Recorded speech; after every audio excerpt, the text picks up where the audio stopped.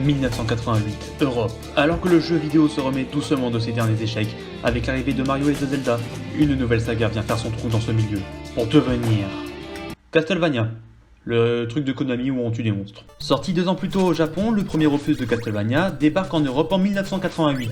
On y dirige Simon Belmont qui part pour le château de Dracula, avec pour optique de tuer le vampire qui terrorise tout le monde. Fin de l'histoire.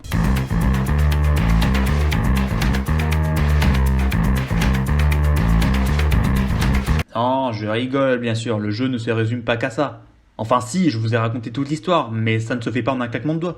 18 niveaux répartis ici en 6 différentes zones, soit 3 niveaux par zone, allant de l'entrée du château jusqu'à son sommet. Nous arpentons les différents lieux, armés de notre outil de prédilection, la tueuse de vampires.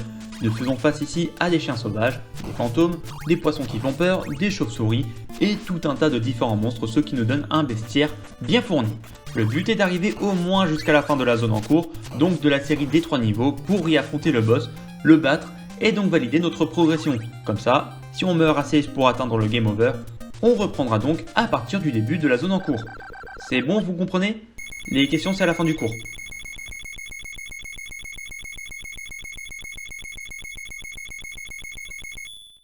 Durant notre progression, nous gagnons divers objets qui nous permettront en premier lieu d'accroître la fortune de notre arme, puis de balancer des couteaux ou de tuer tous les ennemis aux alentours pour ne citer que les éléments les plus basiques. De toute façon, Castlevania est un jeu basique par excellence, c'est-à-dire qu'il va pas nous apporter énormément de choses, mais il a au moins le mérite de bien nous les présenter. Bon, par contre, les sauts de ce jeu sont tous relativement très agaçants, je ne compte plus le nombre de morts et de game over à cause de ça.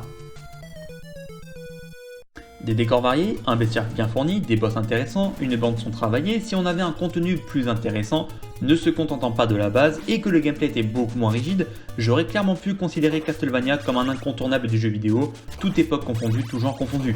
Au lieu de cela, il restera cantonné à son simple statut de très bon jeu sur NES. Très intéressant à faire même aujourd'hui, du challenge comme on aime, faites-le quand même.